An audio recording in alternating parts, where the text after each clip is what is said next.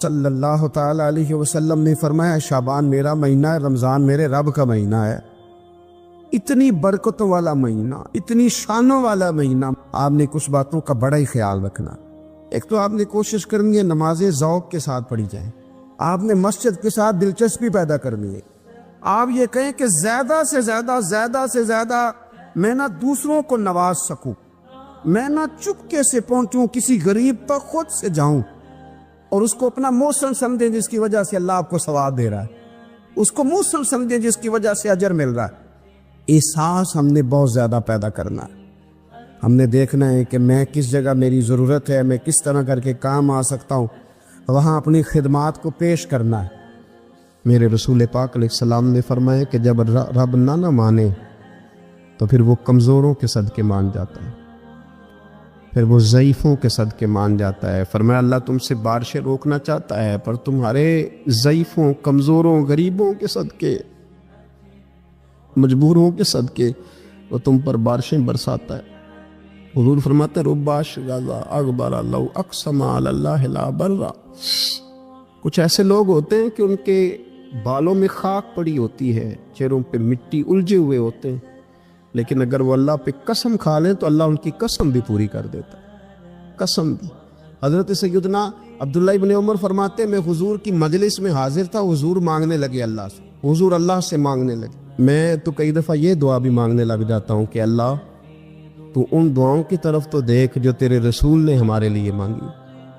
اللہ تو ہمیں تو نہیں نہ مانگنا آتا، نہیں طریقہ آتا، نہیں سلیقہ آتا، نہیں انداز آتا، ہم تو بے توجہ سے لوگ ہیں، بیٹھنے کا ڈھب نہیں آتا ہمیں تو ہاتھ اٹھانے کا سلیقہ نہیں آتا، ہم تو وضو کرنے کے اس طریقے سے آشنا نہیں۔ پر اللہ تیرے محبوب نے تو خوب مانگا ہے نا تجھ سے، تیرے پیارے حبیب علیہ السلام نے تو تجھے منایا ہے نا ہمارے حق میں، تو اللہ تو ان دعاؤں کی طرف تو دیکھ۔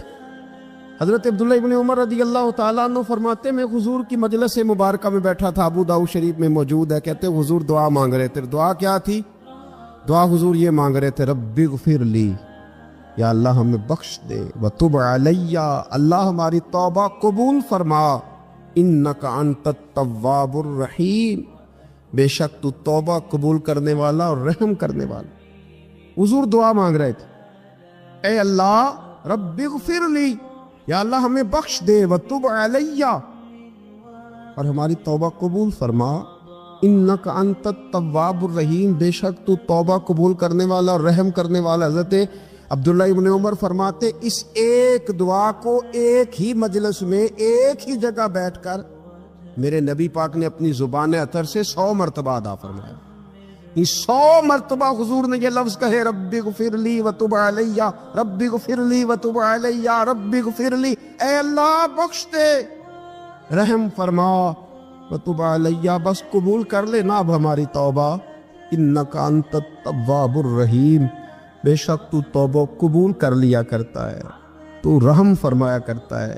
ایک ہی مجلس میں 100 دفعہ حضور نے دعا مانگی، دعا مانگ کے پھر دعا مانگی، اور دعا مانگ کے پھر دعا مانگ۔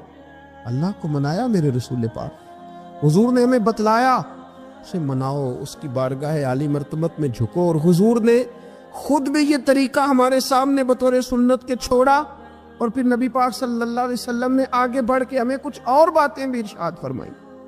حضور نے ہمیں بتلایا کہ پچھلے لوگ اپنے رب کو کیسے مناتے تھے، وہ کس طرح اس کے حضور ناز عرض کرتے تھے۔ حضور نے ہمیں اللہ کو منانے کے طریقے بھی بتلائے، فرمایا جب ماں باپ دعا مانگیں گے اولاد کے حق میں تو وہ مان جائے گا۔ حضور علیہ السلام نے فرمایا جب مسافر دعا مانگے گا تو اللہ مان جائے گا۔ فرمایا میرے رسول کریم نے کہ جب بیمار دعا مانگے گا تو اللہ مان جائے گا۔ اور سید عالم علیہ السلام فرمانے لگے جب تمہارے ضعیف، کمزور، مجبور لوگ دعا مانگیں گے تو اللہ مان جائے گا۔ اور حضور نے فرمایا جب تم فرض ادا کر کے دعا مانگو گے تو اللہ مان جائے گا۔ اور میرے محبوب نے فرمایا جب پچھلی رات اٹھ کے تم اس کے حضور عرض کرو گے تو وہ تمہاری دعاؤں کو قبول کر لے گا، وہ تم نے مان جائے گا۔ اور حضور نے ہمیں دن بتائے، فرمایا جمعے والے دن مانگنا مان جائے گا، شب قدر کو مانگ لینا مان جائے گا، شب برات میں دعائیں کرنا وہ مان جائے گا، رمضان کی راتوں میں مانگنا مان جائے گا، قرآن پاک کے ختم کے موقع پر دعا کرنا مان جائے گا، طریقے بتلائے۔ اب یہ ہے کہ ہم نے تو مانگنا تھا نا اس کی بارگاہ میں، ہم نے تو حاضر ہونا تھا، ہم نے تو جانا تھا۔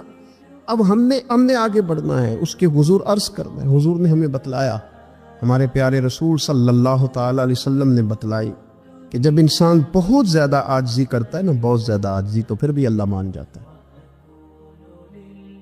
جب وہ اس کے حضور بہت عجز کا اظہار کرتا ہے، بہت زیادہ عجز کا اظہار کرتا ہے، وہ ڈر جاتا ہے اس سے۔ وَلِمَنْ خَافَ مَقَامَ رَبِّهِ جَنَّتَانِ، فرمایا جو میرے سامنے کھڑے ہونے سے ڈرے گا میں اسے 2 جنتیں عطا کروں۔ نبی پاک صلی اللہ علیہ وسلم نے فرمایا، حضرت ابو ہریرہ رضی اللہ تعالیٰ عنہ راوی ہیں، حضور فرماتے ایک شخص مرنے لگا تو اپنے بچوں سے کہنے لگا کہ میں جب مر جاؤں تو مجھے جلا دینا، اور پھر میرے جلے ہوئے وجود کو پیس دینا، پھر مجھے ہوا میں اڑا دینا۔ پتر مجھے اڑا دینا، مجھے بڑا ڈر لگتا ہے، اگر رب نے مجھ سے حساب پوچھا تو میں قابل نہیں ہوں، اڑا دینا مجھے ہواؤں میں۔ اگر اس نے مجھ سے عذاب لیا تو حساب لیا تو بڑا سخت حساب لے گا۔ حضور فرماتے ہیں، بخاری میں موجود ہے، اس کے بچوں نے اسی طرح کیا، اس کے مرنے کے بعد اسے جلایا، ہوا میں اڑا دیا۔ اللہ کے محبوب فرماتے ہیں رب کریم نے حکم دیا زمین کو کہ اس کے ذرات کو جمع کرو، زمین نے ذرے جمع کیے، خدا نے حکم دیا تو اس کا وجود پھر سے اسی شکل میں آیا۔ تو رب کریم نے فرمایا یہ جو تو نے وصیت کی تو کیوں کی؟ اللہ جانتا ہے کہ نہیں جانتا؟ یہ کی تو کیوں کی؟ تو رو پڑا، کہنے لگا اللہ میرے اندر تو طاقت نہیں تھی تیرے سامنے کھڑا ہو کے حساب دے سکوں، تجھے منانے کے لیے تیرے خوف سے ڈر گیا، میں ڈر گیا۔ اگرچہ ہمارے بزرگوں نے لکھا ہے کہ آج یہ وصیت کرنا، اس رنگ میں یہ طرز اختیار کرنا درست نہیں، لیکن آپ غور فرمائیے کہ نبی پاک علیہ السلام فرماتے ہیں جب اس نے کہا نا اللہ تجھ سے ڈر کے یہ کیا، تو رب کریم نے فرمایا جا پھر میں نے تیری مغفرت کر دی، کیونکہ اللہ کو پتہ تھا یہ دل سے بات کر رہا ہے۔ ہمیں یہ سمجھنا چاہیے کہ نبی پاک علیہ السلام کے دنیا میں تشریف لانے کے کچھ مقاصد ہیں۔ انبیاء جب آتے ہیں تو بڑا مقصد لے کر آتے ہیں، اس مقصد کو ہم نے سمجھنا ہے، اس پر ہم نے غور کرنی ہے اور اپنے آپ کو تبدیل کرنا ہے۔ میلاد جو ہے نا، میلاد اس کا مطلب انقلاب ہے۔ ہمارے ہاں سمجھ لیا لوگوں نے ایک کمیٹی بناؤ اور خوب جناب اچھے طریقے سے آپ ایک بزم سجاؤ، یہ بڑی اچھی باتیں ہیں، الحمدللہ اس کا اللہ بڑا اجر عطا فرمائے گا، یہ بڑی خوب بات۔ لیکن میرے عزیز جو میلاد شریف ہے نا، لفظ میلاد یہ انقلاب کا نام ہے۔ جب آپ میلاد مناتے ہیں تو آپ لوگوں کو یہ بتاتے ہیں کہ میلاد شریف سے پہلے بیٹیاں زندہ دفن ہوتی تھیں، اور جب حضور کا میلاد ہو گیا تو اب تو بیٹی قانونی وارث ہے باپ کی، اسے اعزاز مل گیا، انقلاب آ گیا۔ میلاد سے پہلے لوگ منڈیوں میں بکتے تھے، انسان کی کوئی قدر نہیں تھی، لیکن جب میلاد ہو گیا انقلاب آ گیا۔ اب یہ برادری کے رٹے، یہ قبیلوں کی لڑائیاں، یہ سب جہالت قرار پائیں۔ قبیلے صرف تعارف کے لیے، باقی کوئی بڑا نہیں کوئی چھوٹا نہیں۔ ان اکرمکم عند اللہ اتقاکم، اللہ کی نظر میں اس کی عزت زیادہ ہے جو پرہیزگار زیادہ ہے۔ اب انقلاب ہے، اب اس نام پر قوم کو تقسیم نہیں کیا جائے گا۔ اب حضرت بلال حبشی آئیں گے تو حضرت عمر اٹھ کے کھڑے ہو جائیں گے، امیر المومنین ہوتے ہوئے، اور انہیں اپنی جگہ پر بٹھا کے کہیں گے بلال آپ تو ہمارے سردار ہیں۔ میلاد ایک انقلاب کا نام ہے۔